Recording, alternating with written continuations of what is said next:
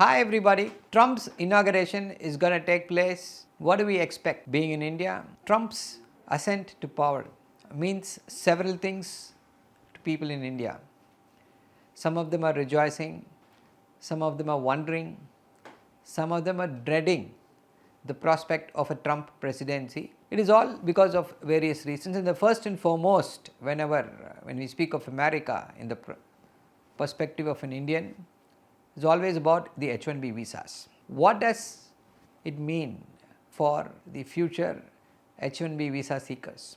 How the Trump presidency is going to handle them? One thing is very, very clear. We had seen a public spat between the far right in the American society and Mr. Elon Musk. The far right said the H1B should be scrapped, but Elon Musk said that skilled immigration, and his company is one of the biggest beneficiaries of this H1B, and therefore it should be used cautiously and should not be doled out to everybody who is asking for an H1B, and that is not happening, but still.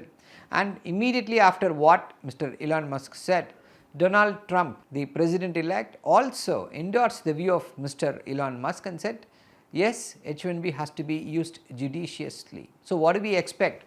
What is going to happen? The political pundits feel that there may be an overhaul of the system in the sense that they will not allow people who are working elsewhere in other countries, especially the countries like China, India and South Korea, to use these H1Bs to transfer their jobs. They feel this is the biggest misuse. This is how H1B visas are misused. So their idea is to give these visas to eligible graduates or have slab of income, say $150,000. You are eligible for an H1B only if you earn this kind of money. So we'll have to see what they're going to bring in, this apart, and they want to give preference to people who are studying there in the US, who have finished their post-graduation and seeking H1B visas, because they think that American education system would have given them that merit, that skill, which is the hallmark of this H1B visa program. This is one aspect, and Mr. Vivek Ramasamy, who was appointed to DOGE, Department of Government Efficiency, has gone silent in the last 15 or 20 days. His controversial comments that the H1B visa system or the immigrants are going to take this STEM jobs because American parents produce mediocrity. They are not willing to work as hard as the immigrants, as hard as the Asian or the Chinese or any other person who is there in the US. The emphasis they give to science graduation, science and maths, the same kind of emphasis is not given by the American parents. And this has of course created a huge backlash, and we'll have to see where Mr. Vivek Ramasamy will end up. Already there are rumors that he'll be pushed out of DOGE because the people are not happy, especially the Trump supporters, the MAGA supporters, Make America Great Again supporters are not happy with what Mr. Vivek Ramasamy has said. This is one important consideration or aspect with regard to Indians who want to legally immigrate to the US. The other end of the spectrum is where we speak about illegal immigration, and Mr. Donald Trump is thundering down. He will not allow illegal immigration, and yesterday he has said that he is going to close down the borders for illegal immigration. Not a single person can enter America is what he is proclaiming, and there is widespread of anticipation both among the Trump supporters, the MAGA, and the people who are going to be affected by. Everybody is expecting that there is going to be a big sweep. The ICE agents are going to swoop down on the illegal immigrants across the country. It's going to be a coordinated effort which will continue for the next 1 week or 10 days, is what the social media is abuzz with such news.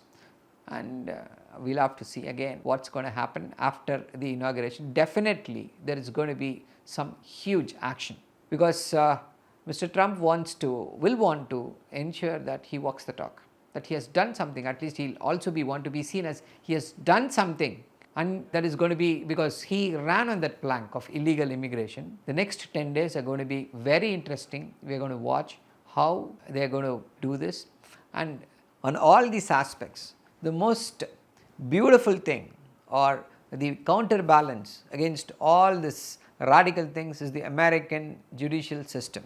We have seen how they withstood the onslaught during the 2020 elections, the presidential elections. They consistently vetted out, consistently ruled against Mr. Trump, who wanted to declare the election as stolen.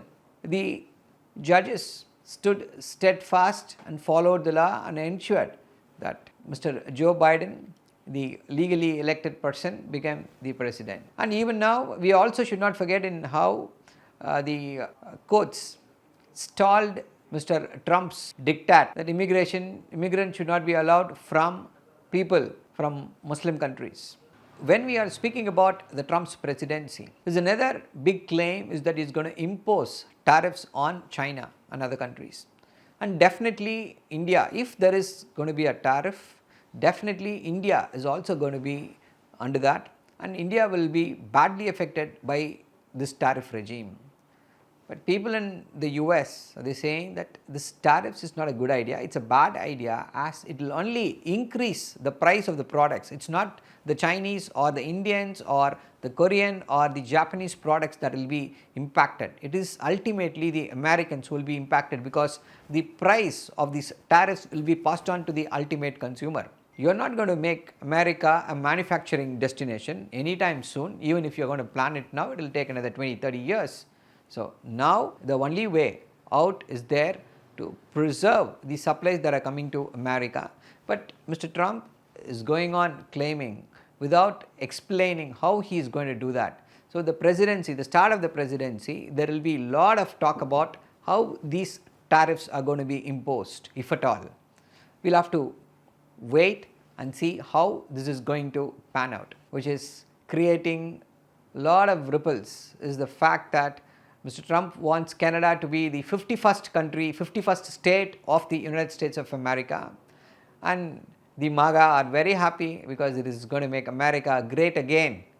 They say we are spending so much of money, we are giving so much of subsidy, giving so much of grants to the Canada, so why can't they be our state? But this is again created heartburn among a lot of Canadians. They say we are not for sale.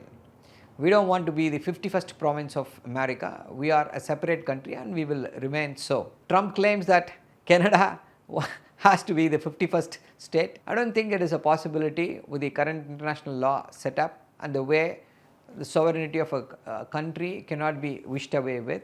The claim is that Greenland, Trump says he wants to buy Greenland. I don't know what made him make this claim, but Greenlandians are not happy lot hearing this. They say we are not for sale, we will not be sold. The entire country is full of ice. And how now they are correlating this with the fact that the president has moved his inauguration indoors. Usually the inauguration will be on the open space outside the mall, but this time due to the cold they have moved it inside, and this has created a lot of rebuke. It says you are not even able to withstand a cold for the inauguration, but still you want to take away Greenland. How is it even possible? These are all Trump's fancy ideas. Whether he will implement them or these are just ideas thrown before he becomes the president is to be seen. Another fanciful claim of the Trump presidency is that they are going to do away with, they will stop the Ukraine-Russia war.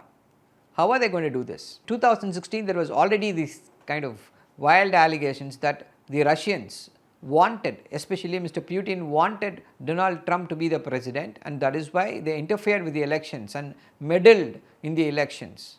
So Russian interference is a favorite topic in 2016, and now he claims that he is going to stop the war. And there is also another important rumor or speculation that they are going to impose sanctions on Russian oil. India is one of the biggest countries which import Russian oil, even though they have been sanctioned, import Russian oil, and there is no ban on India. If there are going to be some more sanctions, hard sanctions, that no oil should be dealt with, that will affect India adversely.